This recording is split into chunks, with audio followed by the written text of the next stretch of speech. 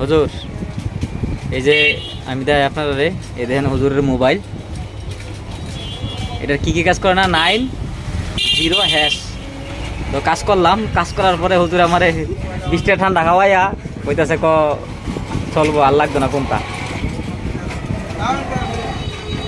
তো হুজুরের মোবাইল ঠিক করে দিলাম, হুজুরের ঠান্ডা একটা 20 টাকা খাওয়াইলো মজু হয় না, খাওয়াই এখন হুজুরের মোবাইল কাজ করা শেষ।